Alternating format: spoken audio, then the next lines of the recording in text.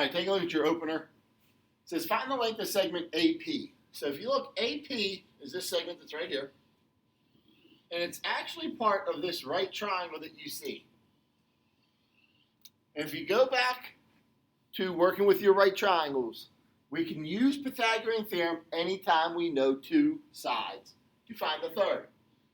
So Pythagorean theorem says c squared will equal a squared plus b squared. C is always your hypotenuse, so in this case it is the square root of 52. Now, a and b are interchangeable, so we'll call one of them x, we'll call the other one 6. Now, the square root of 52 squared is actually just 52. So we have x squared, 6 squared is 36. We'll subtract our 36 over, leaving us with 16 equals x squared. And then finally, to solve, we take the square root of each side. We get x to equal 4. Now, there is actually an easier way to do this problem. Right?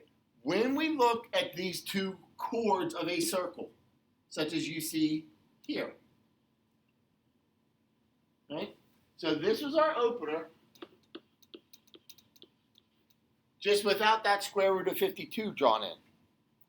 When two chords intersect, they create these different measurements. They create these what they call segments of a chord. And there is going to be a relationship that is there between them every time. Right? When we go and we look, when we do 3 times 4, it'll be equal to 2 times 6. If we do 2 times 3, it is equal to 6 times 1. When you take those products of those segments of your chords, you end up with equal values. If I do 8 times 8, it'll be equal to doing 4 times 16. Right? We get equivalent values here. And that is actually going to be the first thing we learn today. Right? As we talked about, those parts of those chords are known as segments of a chord. They're the two segments that a chord is broken into when it intersects another chord. So if you look at chord AB, the two segments would be AE and EB. So that's looking at that chord there.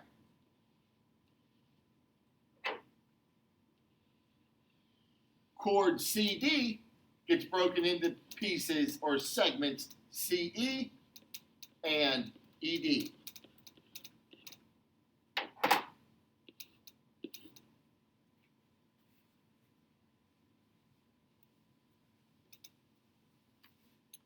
Right?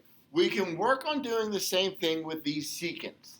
We can look at just a portion of them.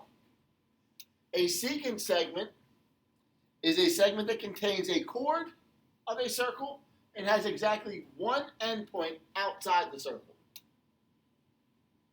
So if you're looking at secant AB here, notice how it intersects your circle at 2 points, point P and point B. It has an inside piece, which is just a chord, and an exterior piece that is outside the circle. A secant segment would be the whole thing here, AB.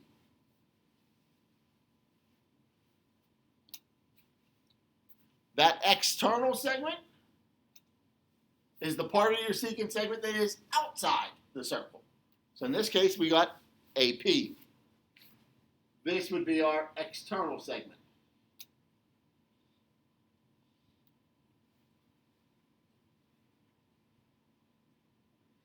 All right, so we're going to look at two ideas today.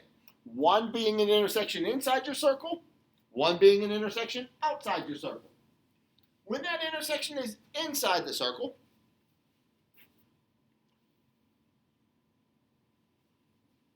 we are taking the product of those secant segments.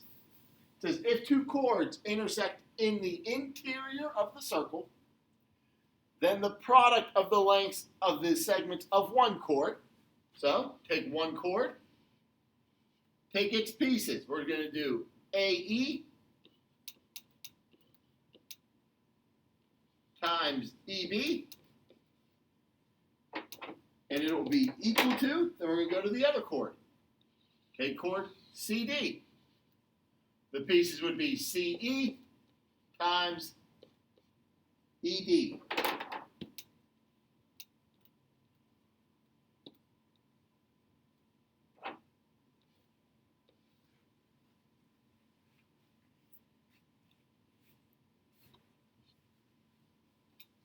Let's take a look at our first example here. It says find the lengths. So find one chord, and we're going to take the product of its pieces. So that would be x plus 3 and x plus 1. Then we're going to take our other chord and take the product of its two pieces. That would be x and x plus 5.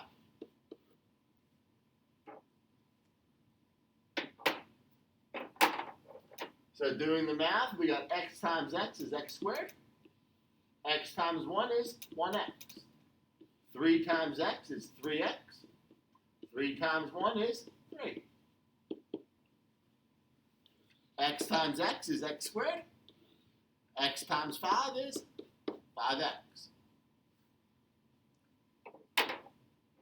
Just cleaning it up a little bit, I got x squared plus 4x plus 3 equals x squared plus 5x.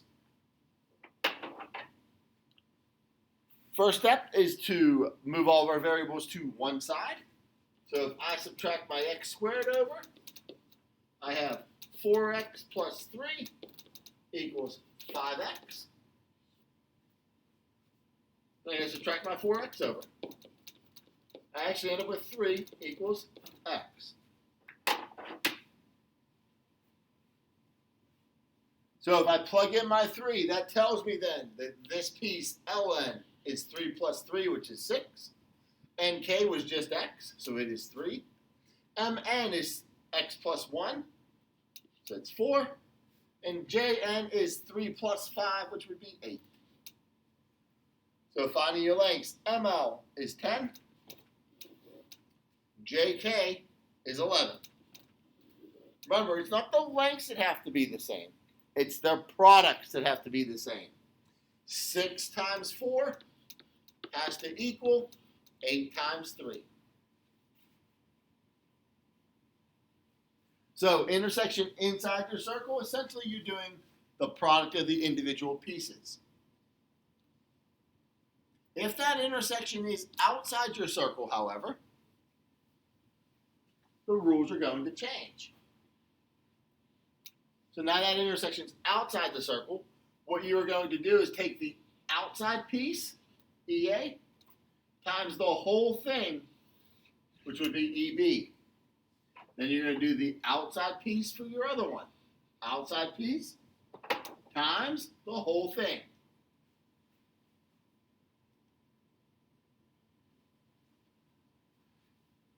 If two secant segments share the same endpoint outside the circle, then a product of the lengths of one secant segment, so the whole thing, and its external segment, which is that outside piece, equals the product of the lengths of the other secant segment, the whole thing, and its external segment, which is that outside piece.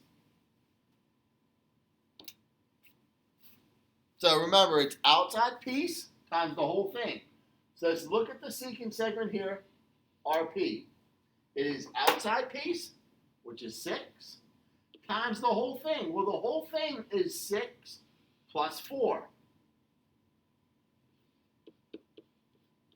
So we have 6 times 10. Now we'll go to our other secant segment. Remember, it is outside piece, 5, times the whole thing, which is 5 plus x. So we distribute our 5 in. We get 25 plus our 5x. 6 times 10 is 60. So now we have a little equation to solve. We'll subtract 25 from each side, giving me 35 equals 5x. And divide by 5. Giving us x to equal 7.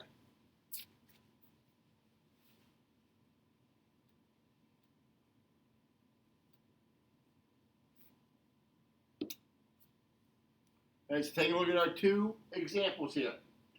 One intersection inside, one is outside. Remember, intersection inside. Piece times piece equals piece times piece. So 6x equals 60. And divide. We get x to equal 10. Intersection outside, it is the external piece times the whole thing. So here it's 6 plus 8, which is 14.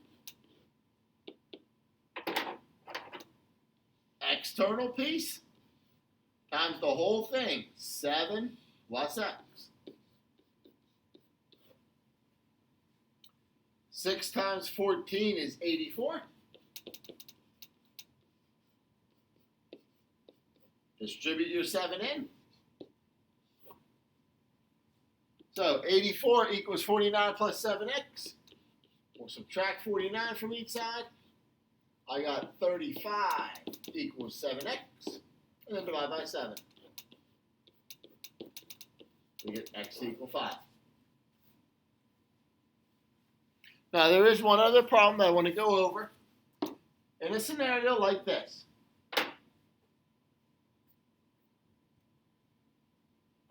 Okay, when I do my external piece, it is 2 times the whole thing. 2 plus x. Now, when I go to my other part, the external piece is 10 times the whole thing. Well, the whole thing actually turns out to be 10 also.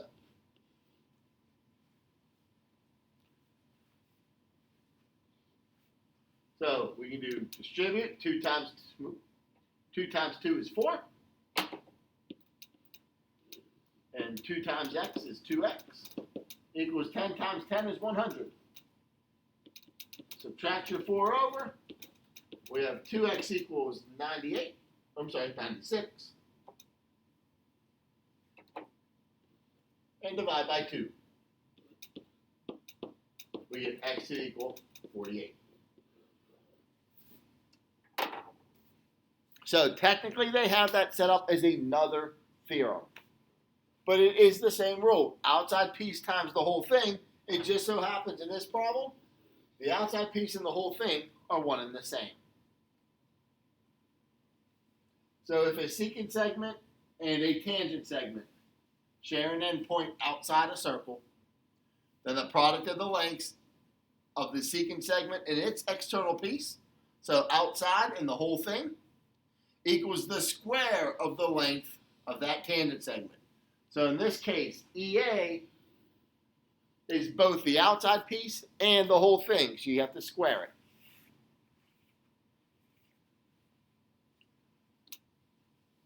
So when we have the two chords, we're taking the product of their parts. When we take the secants or your tangents, we're doing the exterior piece times the whole thing. In the case of a tangent, the exterior and the whole thing are one and the same.